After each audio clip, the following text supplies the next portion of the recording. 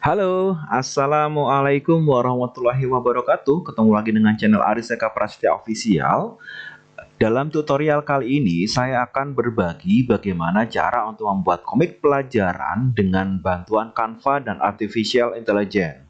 Nah, Bapak Ibu atau peserta semuanya yang melihat video ini, di sini nanti kita akan belajar bagaimana menggunakan cara mudah dalam membuat komik pembelajaran, di mana nanti kita akan melaksanakan tutorial ini dalam 3 video, di mana video yang pertama adalah penjelasan berkaitan dengan komik pelajaran itu apa dan kelebihannya. Di video yang kedua, kita akan belajar bagaimana cara membuat skrip menggunakan bantuan ChatGPT, dan di video yang ketiga, kita akan belajar membuat komik menggunakan Canva. Dan nanti ada bonus dalam mempublish atau membaca komik secara digital. Baik Bapak Ibu, mari sekarang kita mempelajari tentang tutorial belajar membuat komik pembelajaran menggunakan bantuan ChatGPT dan Canva.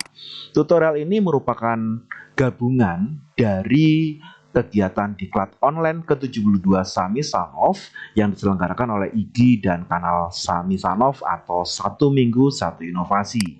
Ini adalah profil saya dan ini beberapa kompetensi atau kemampuan yang saya miliki. Nah, bagaimana tahapan dalam diklat kali ini? Nanti kita akan belajar bagaimana penjelasan tentang konsep komik dan kegunaannya sebagai alat komunikasi visual dalam pembelajaran, kemudian tips dan trik dalam merencanakan komik yang menarik dan efektif menggunakan ChatGPT, dan tentunya kita nanti akan praktek membuat komik menggunakan Canva dan bantuan ChatGPT, dan ada penugasan yaitu membuat satu komik pembelajaran sesuai dengan mapel atau kelas yang dibimbing masing-masing.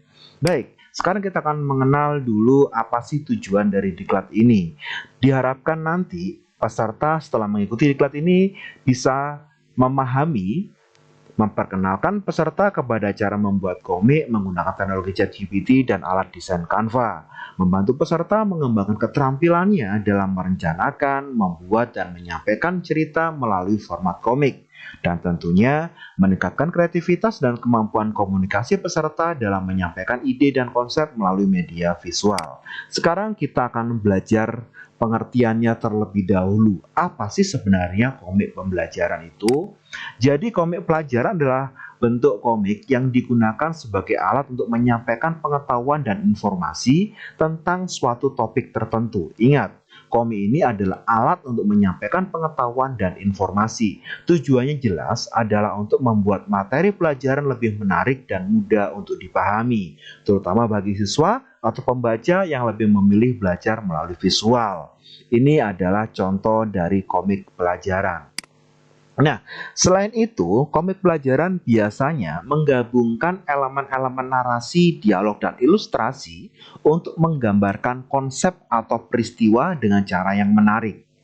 Komik pelajaran dapat mencakup berbagai subjek termasuk sejarah, sains, matematika, bahasa, dan banyak lagi. Dengan menggunakan gambar dan teks, komik pelajaran dapat menyampaikan informasi dengan cara yang lebih visual dan menghibur. Pastikan Bapak Ibu nanti ketika membuat sebuah komik, paham ya, apa sih komik pelajaran, kira-kira nanti isinya apa saja. Itu adalah pengertian dari komik. Jika kita sudah tahu tentang apa pengertian dari komik pelajaran, apa kemudian keuntungan dari kita membuat komik pelajaran? Yang pertama, jelas dengan komik pelajaran itu menarik perhatian pembaca. Gambar dan dialog dalam komik pelajaran dapat membantu menarik perhatian pembaca dan membuat mereka lebih terlibat dalam proses pembelajaran. Jika kita menggunakan komik sebagai media pembelajaran, maka siswa akan terfokus secara visual untuk membaca dan bisa masuk ke dalam cerita dalam komik tersebut. Maka Bapak Ibu nanti diharapkan ketika membuat skrip itu bisa memasukkan emosi, memasukkan narasi deskripsi, dan tentunya materi dalam komik pelajaran tadi. Yang kedua, keuntungan membuat komik pelajaran adalah mempermudah pemahaman. Melalui kombinasi gambar dan teks, komik pelajaran dapat membantu memvisualisasikan konsep-konsep yang kompleks dan memudahkan dalam pemahaman. Kita pasti tahu bagaimana belajar sejarah dengan hafalan, belajar matematika dengan angka dan rumusnya, maka itu bisa digunakan dengan cara yang lebih efektif, yang lebih mudah ketika kita bisa memvisualisasikan dalam bentuk komik sehingga mempermudah dalam pemahaman siswa terhadap materi yang sedang diajarkan. Yang ketiga yaitu meningkatkan daya ingat. Kombinasi gambar dan teks dalam komik pelajaran dapat membantu meningkatkan daya ingat dan mempermudah pengingatan informasi yang disampaikan. Seperti halnya kalau kita sering melihat seorang anak melihat film, seorang anak melihat komik, itu lebih hafal dengan apa yang dia baca daripada membaca buku pelajaran. Karena ada visualisasi terhadap apa yang dijelaskan, hal itulah yang menyebabkan siswa itu bisa lebih memudahkan dia dalam memahami materi dan tentunya meningkatkan daya ingat. Yang keempat, dengan adanya komik pelajaran itu membangkitkan minat dalam pembelajaran.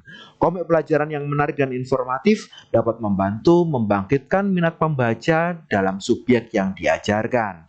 Jika kita berbicara tentang suatu materi yang membingungkan atau mungkin menjemukan atau mungkin materi yang terlalu ribet untuk dipahami, maka kita bisa menggunakan media komik agar siswa bisa lebih berminat dalam memahami atau mempelajari materi tersebut. Maka itu adalah kegunaan dari komik pelajaran. Yang kelima apa? Yang kelima adalah fleksibilitas dalam penggunaan. Komik pelajaran dapat digunakan dalam berbagai konteks pendidikan, baik dalam kelas sebagai materi tambahan, sebagai bahan ajar mandiri, atau sebagai sarana untuk menyampaikan informasi secara online. Jadi, dengan menggunakan komik pelajaran ini Bapak Ibu, nanti bisa membuat siswa itu satu bisa belajar mandiri, karena komik ini nanti bisa dalam berbentuk seperti e-modul ya, seperti e-book ya, karena nanti hasil kita dalam membuat komik pelajaran nanti bisa dijadikan sebagai e-book sehingga nanti mereka lebih enjoy ketika membaca komik tersebut. Adanya gambar, adanya tulisan yang simple tapi mudah diingat, itu akan menyebabkan siswa itu lebih berminat untuk belajar dan tentunya fleksibilitas dalam penggunaan. Itu tadi adalah 5 berkaitan dengan keuntungan dalam membuat komik pelajaran. Bagaimana langkah-langkah dalam membuat komik pelajaran? Baik, sekarang kita akan belajar untuk membuat komik pelajaran. Nah, yang pertama jelas yaitu kita harus menentukan dulu naskah komik ya. Naskah komik harus kita tentukan dulu dalam membuat komik ya. Jadi skripnya seperti apa itu harus kita bikin terlebih dahulu. Nah, untuk pembuatan naskah komik menggunakan bantuan ChatGPT ini akan saya jelaskan di tutorial yang kedua. Jangan kemana-mana. Terus di channel Ariseka Prasetya Official, di video yang kedua kita akan belajar membuat naskah komik menggunakan bantuan ChatGPT.